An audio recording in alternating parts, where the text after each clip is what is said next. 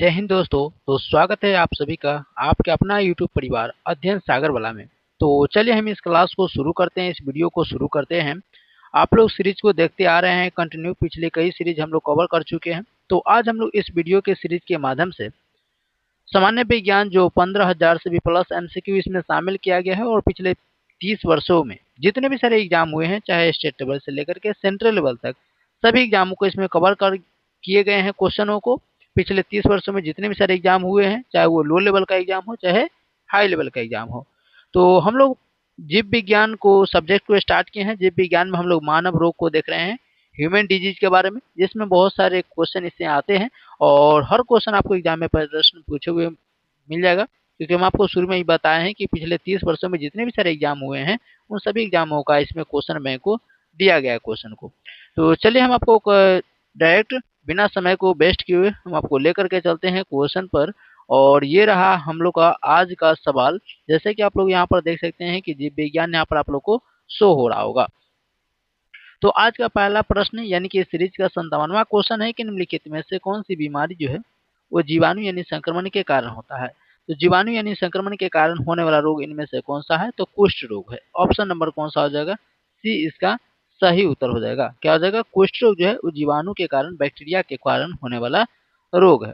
ठीक है। दमा जो यहाँ पर दिख रहा है इसी को हम लोग यक्षमा के भी नाम से जानते हैं और इसी को जो है हम लोग टीबी के भी नाम से जानते हैं। इसी को यक्षमा, इसी को टीबी भी कहते हैं। तो ऑप्शन नंबर हो जाएगा हमारा ऑप्शन नंबर सी। और हर क्वेश्चन आप लोगों को यहाँ पर देख लीजिएगा, आरआरबी के एग्जाम में पूछा गया है, चेन्नई के टीसी सीसी एग्जाम में पूछा गया है। जैसे कि 58 नंबर क्वेश्चन है, सूक्ष्म जीवाणु यानी युक्त पदार्थ का शीतलीकरण एक प्रक्रिया है जिसका कार्य क्या है? तो सूक्ष्म जीवाणु जो होते हैं, सूक्ष्म मतलब होता है छोटा, जीवाणु का मतलब छोटे छोटे जीव, जो युक्त पदार्थ का शीतलीकरण होता है, यह प्रक्रिया जो है यह कौन सी कार्य कहलाता है? ये जीवाणु का निष्क्रिय कहलाता है। क्या कहलाता है? जीवाणु का निष्क्रिय करना ही कहलाता है। तो ऑप्शन नंबर कौन सा हो जाएगा? तो सी इस प्रश्न का राइट आंसर हो जाएगा। तो सूक्ष्म जीवाणुओं को युक्त पदार्थ का शीतलीकरण प्रक्रिया क्या कहलाती है? तो जीवाणुओं को निष्क्रिय करना कहलाती है। अगला 59 नंबर सवाल है कि उस रोग का चयन करें। उस रोग को हम लोग को चुनना है जो कि एक मनुष्य से दूसरे मनुष्य में सीधे नहीं फैलता है। ठीक है। तो एक मनुष्य से दूसरे मनुष्य में नहीं फैलने वाला रोग, उस रोग को हम लोग को चयन करना है। तो इसका सही उत्तर हो जाएगा option number B. Option number B, जिसे धनुर्वात या टिटनेस भी बोलते हैं। ये हमारे शरीर के कहीं भी किसी हिस्से पर कट जाने के कारण और लगातार कंटिन्यू बिना ब्लड का थक्का जमे हुए लगातार बहते रहने के कारण ये हमारी जो है टिटनेस नामक बीमारी होती है। तो ऑप्शन नंबर 20 का राइट आंसर है। आप लोग को इसका कमेंट्स में बताना है कि यह कौन सी जीवाणु या बैक्टीरिया यानी कि कह सकते हैं जीवाणु के कारण होने वाला रोग है या वायरस के कारण होने वाला रोग है। अगला 60 नंबर क्वेश्चन है कि आधुनिक एंटीसेप्टिक सर्जरी का जनक कौन है? तो आधुनिक एंटीसेप्टिक का जनक जोसेफ लिस्टर को माना जाता है। जोसेफ लिस्टर जो है ये आधुनिक एंटीसेप्टिक सर्जरी के जनक माने जाते हैं। RRB Kolkata zone Bhubaneswar TC के एग्जाम में पूछा गया था। अगला क्वेश्चन है कि एड्स वाले को आवश्यक रूप से एचआईवी संक्रमण होगा ही से क्या तात्पर्य है? तो एड्स वाले जो रोगी होंगे उनको क्या एचआईवी संक्रमण होगा ही, ये इससे क्या तात्पर्य है? तो इसका राइट आंसर हो जाएगा कि यदि आपको एड्स है तो आपको एचआईवी होगा ही होगा, ये 100% फिक्स है। क्यों? क्योंकि एड्स जो होता है वो एचआईवी वायरस के ही कारण होता है। अब एड्स, तो एड्स का फुल फॉर्म क्या होता है? AIDS होता है। इसमें से ए का फुल फॉर्म होता है एक्वायर्ड, आई का मतलब होता है इम्यूनो, डी से होता है डेफिशिएंसी और एस से होता है सिंड्रोम, यानी एक्वायर्ड इम्यूनो डेफिशिएंसी सिंड्रोम। और अंतिम में वायरस जरूर लगा देना है क्योंकि ये वायरस से होने वाला रोग है। क्वेश्चन पूछेगा कौन सा वायरस? तो ये एचआईवी। एचआईवी का भी फुल फॉर्म होता है ह्यूमन इम्यूनो वायरस सिंड्रोम होता है। ठीक है। चलिए अगला क्वेश्चन है 62 नंबर, निम्नलिखित में से कौन सा अम्ल पेट के जीवाणु को नाश करता है? तो हम लोग को अमाशय में से निकलने वाला एक ही मात्र अम्ल है जिसका नाम है HCl, हाइड्रोक्लोरिक अम्ल। हाइड्रोक्लोरिक अम्ल हो जाएगा। ठीक है। ये H2SO4 जो है ये सल्फ्यूरिक अम्ल का सूत्र है। सल्फ्यूरिक, ये सल्फ्यूरिक अम्ल का सूत्र हो जाएगा।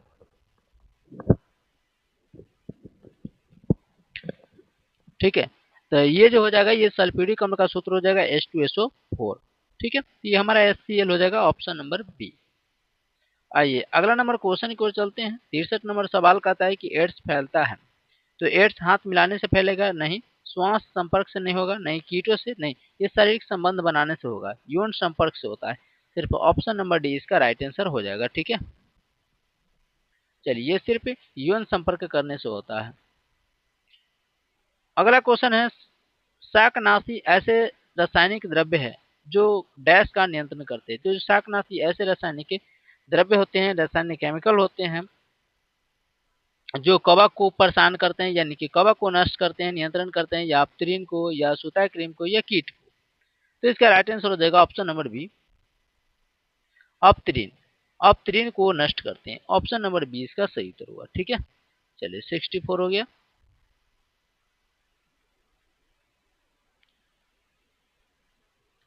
65 नंबर क्वेश्चन है कि किसी बेकरी में ब्रेड बनाने के लिए खमीर यानी ईस्ट का इस्तेमाल क्यों किया जाता है। तो कोई भी ब्रेड होता है उसमें हमें ब्रेड बनाने के लिए ईस्ट यानी कवा का प्रयोग हम लोग क्यों करते हैं, ईस्ट का प्रयोग क्यों करते हैं? तो ब्रेड को मुलायम और लचीला बनाने के लिए, ब्रेड को मुलायम और लचीला बनाने के लिए। तो ऑप्शन नंबर बी होगा। तो बेकरी यानी ब्रेड बनाने के लिए हम ईस्ट यानी खमीर का इस्तेमाल क्यों करते हैं? तो ब्रेड को सॉफ्ट यानी मुलायम और लचीला बनाने के लिए। अगला क्वेश्चन है, निम्नलिखित में से कौन सी बीमारी जो है वो विषाणु यानी कि वायरस के कारण होने वाला रोग है? इसी को वायरस भी बोलते हैं, इसी को विषाणु भी बोलते हैं। ठीक है, तो वायरस या विषाणु के द्वारा फैलने वाला रोग इनमें से कौन होगा? तो ऑप्शन नंबर डी इसका सही उत्तर होगा हेपेटाइटिस। हेपेटाइटिस जो है विषाणु से होने वाला रोग है। बाकी टाइफाइड, हैजा, टीबी ये सब जीवाणु से होने वाला रोग है, जीवाणु से होने वाला रोग है। 67 नंबर क्वेश्चन कहता है कि नाइट्रोजन स्थिरीकरण में हीमोग्लोबिन, लेग हीमोग्लोबिन का मुख्य कार्य क्या होता है?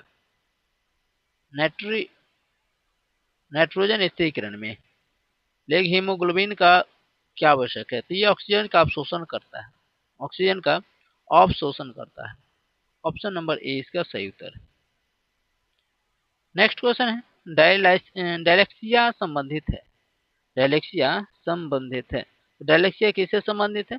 ये विमेल अक्षरों को पढ़ने में कठिनाई, विमेल अक्षरों को पढ़ने में कठिनाई से संबंधित है। तो जो विमेल शब्द होते हैं, विमेल अक्षर होते हैं, उसको पढ़ने में काफी कठिनाई होती है, उसे डायलेक्सिया रोग बोला जाता है। अगला क्वेश्चन कहते हैं, तो दूषित पानी या कह सकते हैं कि अशुद्ध पानी के कारण कौन सा रोग नहीं होता है, यानी कि दूषित पानी के कारण कौन सा इनमें से रोग नहीं होता है, बाकी सब होगा। तो जो नहीं रोग होता है उसको छांटना है हम लोग को।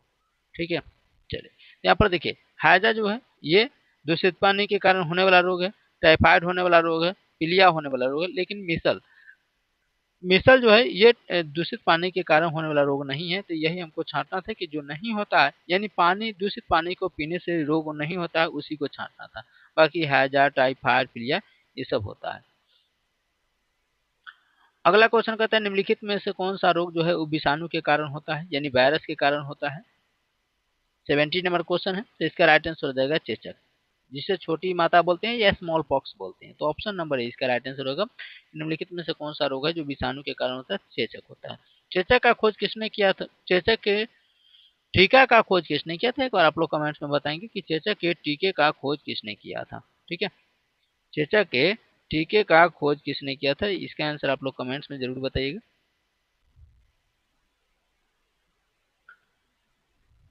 चलिए, तो इसका राइट आंसर हो जाएगा हम लोग का ए।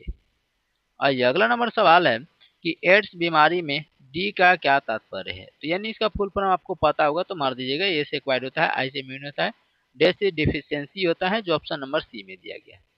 ठीक है, तो ऑप्शन नंबर सी इसका राइट आंसर हो जाएगा। और एस से सिंड्रोम होता है। और फुल फॉर्म इसका पूरा पूछा है कि एड्स का अर्थ क्या होता है? तो एक्वायर्ड इम्यूनो डिफिशियंसी सिंड्रोम होता है, जो ऑप्शन नंबर सी में दिया गया, जो ऑप्शन नंबर सी में दिया गया है। ठीक है, चलिए, तो इसका राइट आंसर होगा option number C, acquired immune deficiency syndrome. आइए अगला क्वेश्चन कहता है 73 कि कवक है, कवक इनमें से क्या है? एक हार्मोन है, प्रोटीन है, कार्बोहाइड्रेट है, या जैविक उत्प्रेरक है? तो कवक एक प्रकार का क्या होता है? चलिए बिल्कुल, तो इसका राइट आंसर होगा जैविक उत्प्रेरक का कार्य करता है। यह एक प्रकार का जैविक उत्प्रेरक है। ऑप्शन नंबर डी सही है। अगला 74 कहता है कि निम्न में से कौन सा परजीवी नहीं है? इनमें से हम लोग को पहले छांट भेज सकते हैं कि इनमें से परजीवी कौन कौन सा है। ठीक है, तो यहाँ पर देख सकते हैं कि इनमें से परजीवी जू है, मच्छर है, किलनी है, बाकी घरेलू मक्खी जो है वो परजीवी नहीं है। ऑप्शन नंबर कौन सा हो जाएगा? तो ये डी इसका राइट आंसर हो जाएगा। ऑप्शन नंबर डी सही है।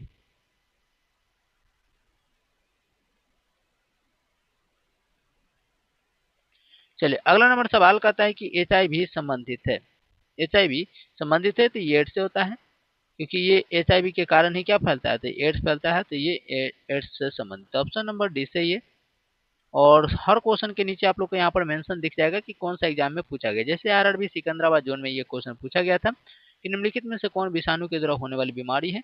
तो इसमें जितने भी सारे बीमारी से होने वाले रोग है उस सभी क्वेश्चन को आपको इसमें मिल जाएगा और अलग अलग एग्जामों में पूछे हुए मिल जाएगा। तो निम्नलिखित में से कौन सा विषाणु के द्वारा होने वाली बीमारी है? तो 76 का राइट आंसर हो जाएगा ऑप्शन नंबर सी, पीलिया। Option number C. अगला 77 नंबर क्वेश्चन है, एड्स वायरस के प्रति सबसे अधिक व्यापक रूप से प्रेक्षित औषधि है। तो एड्स वायरस से प्रति सबसे अधिक व्यापक रूप से, तो एड्स में कौन सा इसमें से प्रतिजैविक औषधि या दवाई है जो कारगर साबित होता है? तो वो है जूडोविडिन, जूडोव्यूडिन, या इसे बोलते हैं ऑजुडुथेमेडिन। तो इसका राइट आंसर देगा ऑप्शन नंबर जो ए है वो बिल्कुल सही उत्तर है।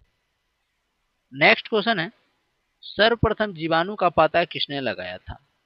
तो सर्वप्रथम जीवाणु का पता लगाने वाले वैज्ञानिक हो जाएंगे Leeuwenhoek. Leeuwenhoek. Option number B इसका राइट आंसर होगा। Leeuwenhoek is the correct answer हो जाएगा। ठीक है। रेबीज के टीके का जनक कौन है या खोजकर्ता कौन है, आप लोग कमेंट्स में जरूर बताइए।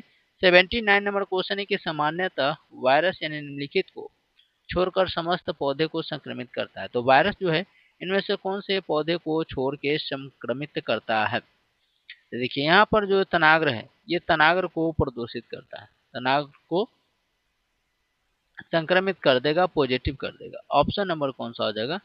डी। ऑप्शन नंबर डी सही है। आइए अगला नंबर सवाल है 80 नंबर, निम्नलिखित में से कौन सी दवा एंटीबायोटिक है?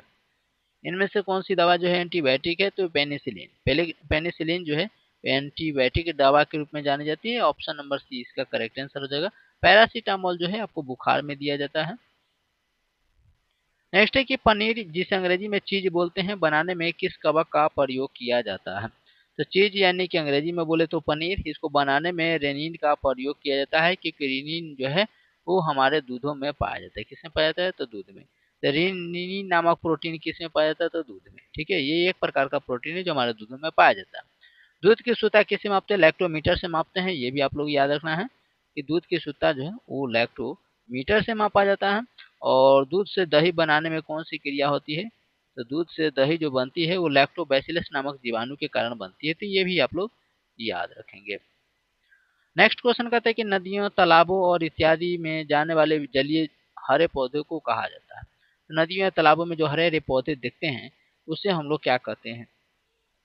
तो उसे हम लोग शैवाल बोलते हैं। क्या बोलते हैं? शैवाल बोलते हैं। ऑप्शन नंबर 20 का राइट आंसर हो जाएगा। अमीबा जो है अपना संतान की उत्पत्ति कैसे करता है? ये द्विखंडन के कारण करता है। द्विखंडन के कारण करता है, तो ये भी आप लोग याद रखना है। अमीबा का जो भोजन जो होता है वो कुटपाद के माध्यम से पकड़ता है। अमीबा अपना भोजन कुटपाद के माध्यम से पकड़ता है, इसमें भोजन का अंतग्रहण होता है। इसके खाने के लिए ना कोई अंग होता है, कोई खास अंग। ठीक है, और न इसको संतान उत्पत्ति करने के लिए कोई खास अंग होता है, बल्कि यह अपने संतान को उत्पत्ति करने के लिए, अपने वंशज को बढ़ाने के लिए अपने आप को बीच से फाड़ लेता है। नेक्स्ट है 83 नंबर है कि जीवाणुओं की रोम जैसी संरचना को क्या कहते हैं? तो जीवाणुओं की रोम जैसी संरचना को हम लोग क्या बोलते हैं? उसे फ्लैजिला बोलते हैं। क्या बोलते हैं?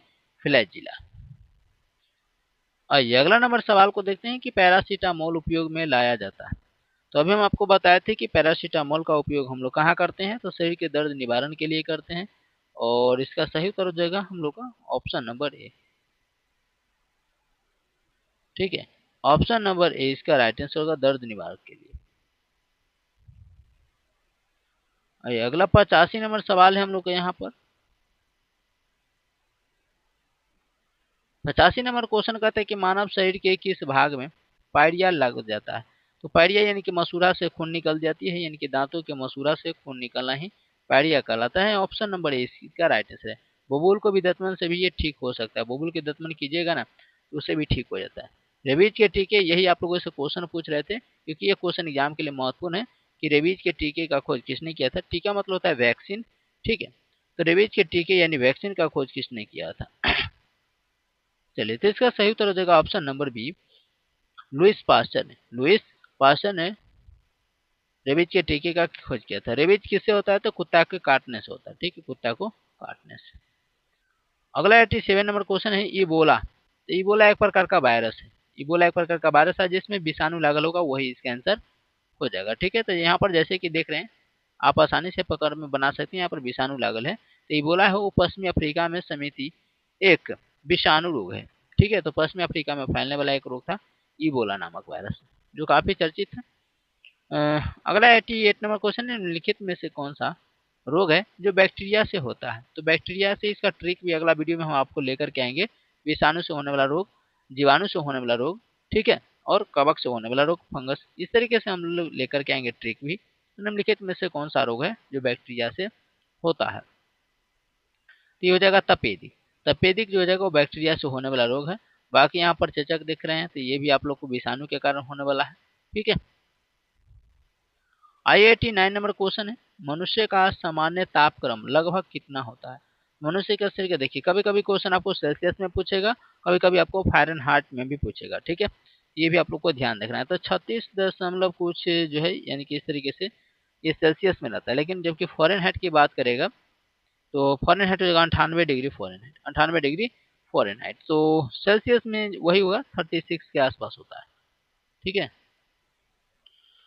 नेक्स्ट है, इनमें से कौन सा सामान्यतः चूहा यानी पिस्सू से संक्रमित होता है? तो चूहा से फैलने वाला इनमें से रोग कौन सी है? तो ये हो जाएगा प्लेग। कौन सा? प्लेग जो है चूहा से फैलने वाला रोग है। ऑप्शन नंबर डी सही है। अगला 91 नंबर क्वेश्चन है कि मिठाइयों पर बैठी मक्खियों को दूर भगाकर एक लकड़ी मिठाई को खा लेती है, इस वजह से वह किस रोग का शिकार हुई? लकड़ी नहीं है, लड़की है, ठीक है। तो मिठाइयों पर बैठी मधुमक्खियों को दूर भगा करके एक लड़की जो है मिठाई को खा लेती है, उस लड़की जो है वो कौन सा रोग से ग्रसित हो जाएगा? तो वो हैजा से ग्रसित हो जाएगा। कैसे? हैजा से ग्रसित हो जाएगा। ऑप्शन नंबर 20 का सही है कि कोई मिठाई पर मक्खी बहुत सारा लग रहा है और उस मक्खी को हाँक करके खा लेगा तो वो हैजा से ग्रसित हो सकता है। अगला क्वेश्चन कहता है क्रिटिनिज्म क्या है? क्रिटिनिज्म एक प्रकार का क्या होता है? तो क्रिटिनिज्म जो है वो बच्चों में होने वाला एक रोग है। बच्चों में होने वाले रोग को क्रिटिनिज्म बोला जाता है। 93 नंबर सवाल है, सामान्य व्यक्ति की सामर्थ्य होती है, सामान्य व्यक्ति की सामर्थ्य यानी कि सोचने की जो शक्ति होती है वो कितने अश्व के बराबर होता है? तो इसका राइट आंसर हो जाएगा 0.05 से लेकर के 0.1 अश्व शक्ति। 0.05 से लेकर के 0.1 अश्व शक्ति हो सकता है। चलिए, अगला क्वेश्चन है कि हाइड्रोफोबिया बीमारी होती है। तो हाइड्रोफोबिया जो होता है वो रेबीज से होता है, और रेबीज किससे होता है? तो कुत्ता को काटने से होता है। ऑप्शन नंबर सी इसका राइट आंसर हो जाएगा।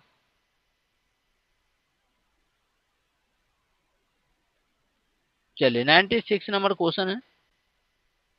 95 कहाँ चला गया भाई? 95 था नीचे? नहीं नहीं, 95 नहीं था, तो 90 के बाद 6 आ गया। चलिए, अगला क्वेश्चन कहता है असंगत को ज्ञात करना है। असंगत, असंगत करने का मतलब है कि इसमें 3 को एक जैसा होगा और बाकी एगो अलग हो जाएगा, ठीक है। यानी कि कभी हो सकता है कि इसमें 3 को जीवाणु से होने वाला दे देगा और एगो आपको विषाणु से होने वाला दे देगा, ठीक है। तो मतलब 3 को एक कैटेगरी का होगा, एक अलग हो जाएगा, उसको इसमें से छांटना है। तो चलिए इसमें से छांटते हैं। देखते हैं यहाँ पर जो विटामिन, ये जो है वो विटामिन सी की कमी के कारण होने वाला रोग है। विटामिन सी की कमी के कारण होने वाला है। ये विटामिन बी कह सकते हैं। विटामिन बी की कमी से होने वाला रोग को बेरी बेरी है। विटामिन डी की कमी से होने वाला रोग है। तो यानी कि हम तीनों देखे तो ये भी विटामिन से कमी, ये भी विटामिन विटामिन यानी विटामिन सी की कमी से स्कॉर्बी, विटामिन बी की कमी से बी1 की कमी से बेरी बेरी, विटामिन डी की कमी से रिकेट्स होता है जो हड्डी कमजोर रहता है। लेकिन यहाँ पर इंसुलिन की कमी से होने वाला रोग है मधुमेह। इंसुलिन की कमी से होने वाला रोग है मधुमेह। तो ऑप्शन नंबर ए इसका राइट आंसर हो जाएगा, ठीक है। नेक्स्ट है अधिकांशतः प्रयोग किया जाने वाला प्रतिजैविक पेनिसिलिन बनता है। तो अधिकांश हम लोग प्रयोग में लाते हैं एंटीबायोटिक के रूप में पेनिसिलिन का, और पेनिसिलिन जो है ये किससे बनता है। अब ये 95 क्वेश्चन दे रहा है, ठीक है। तो इसका राइट आंसर हो जाएगा ऑप्शन नंबर सी, ये कवक से बनता है। तो पेनिसिलिन किससे बनता है, कवक से। और नेक्स्ट है 97 नंबर क्वेश्चन, यहाँ पर मिटा गया है कि दीर्घकालीन कठिन परिश्रम के पश्चात मांसपेशियों में होने वाली थकावट किस कारण से अनुभव होती है। कहने का मतलब लंबे समय तक हम एक्सरसाइज करते हैं या कोई काम करते हैं तो हमको जो है थकावट महसूस होने लगती है, मांसपेशियों में थकावट आती है और मांसपेशियां दर्द करने लगती है। ऐसा क्यों? ये देखिए, ये ऐसा होगा कि लैक्टिक एसिड हमारे उस अंग में जम जाता होगा। लैक्टिक एसिड कैसे जमता है, तो ऑक्सीजन के अभाव में, क्योंकि जितना हमको ऑक्सीजन चाहिए था उतना ऑक्सीजन ना मिलने के कारण लैक्टिक अम्ल वहां पर जम जाते हैं, जिसके कारण वहां पर हमको दर्द होने लगता है। आइए हम लोग मिलान करते हैं रोग से संबंधित और अंग से संबंधित कि कौन सा रोग किस अंग में होते हैं, ठीक है, किस अंग में होते हैं। चलिए, तो यहाँ पर हम लोग देख पा रहे होंगे कि यहाँ कहते हैं मोतियाबिंद। मोतियाबिंद जो होता है हमारी आंखों से संबंधित है, तो मोतियाबिंद होता है आंख में, यानी कि ए का हो जाएगा दू, ए का हो जाएगा, ए का हो जाएगा दू, ठीक है।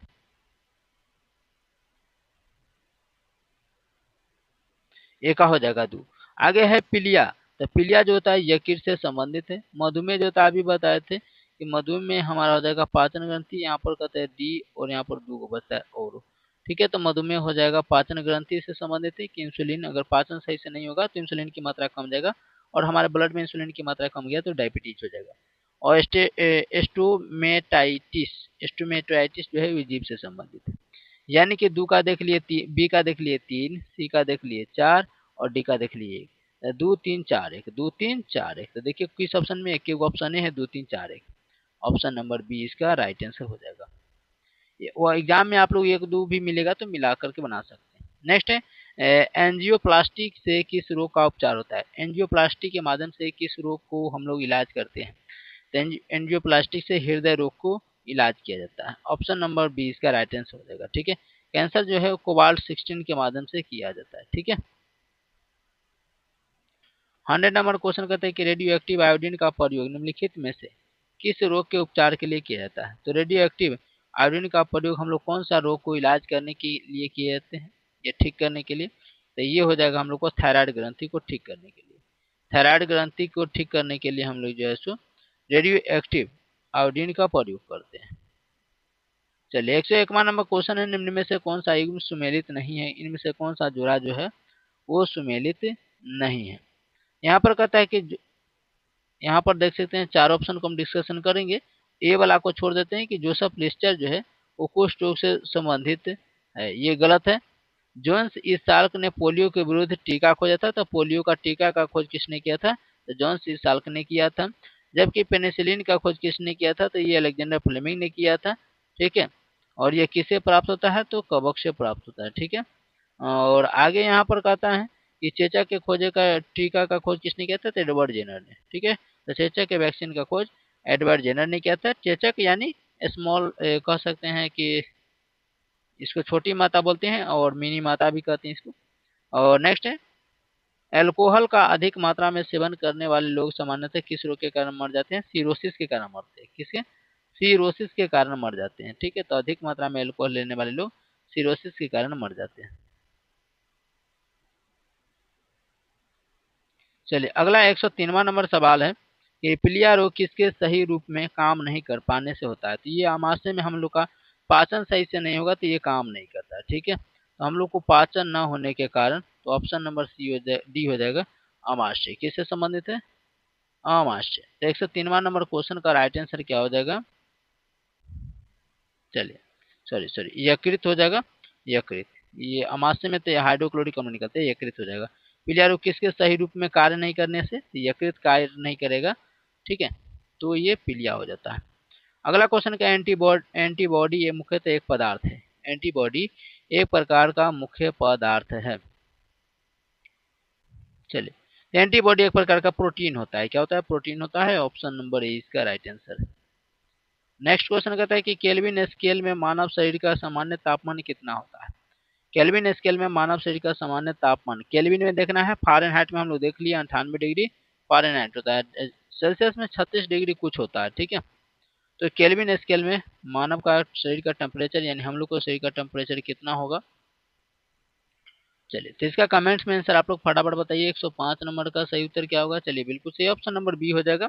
310 केल्विन होता है, फ़ारेनहाइट में 98 होता है। अगला 106 नंबर क्वेश्चन है, किसकी न्यूनतम के कारण रक्त अल्पता होता है। तो ये हमें आयरन की कमी के कारण हमें रक्त अल्पता यानी कि रक्त की कमी माना जाता है, एनीमिया की कमी माना जाता है।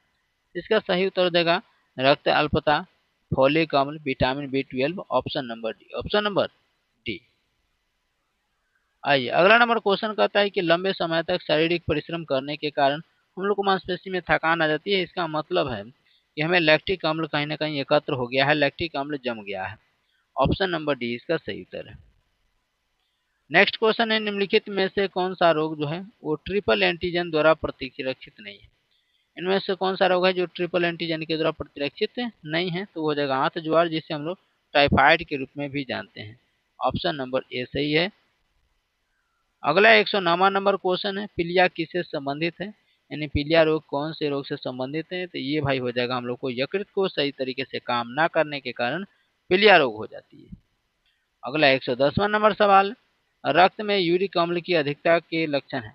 अगर रक्त में यूरिक अम्ल ज़्यादा से ज़्यादा मात्रा में है तो वो कौन सी रोग को प्रभावित करेगा। रक्त में यूरिक अम्ल की मात्रा बढ़ते जा रही है तो ये कौन से रोगों का लक्षण है ये। चलिए तो इसका सही उत्तर हो जाएगा ऑप्शन नंबर बी हो जाएगा गठिया। क्या हो जाएगा, गठिया। Option number B.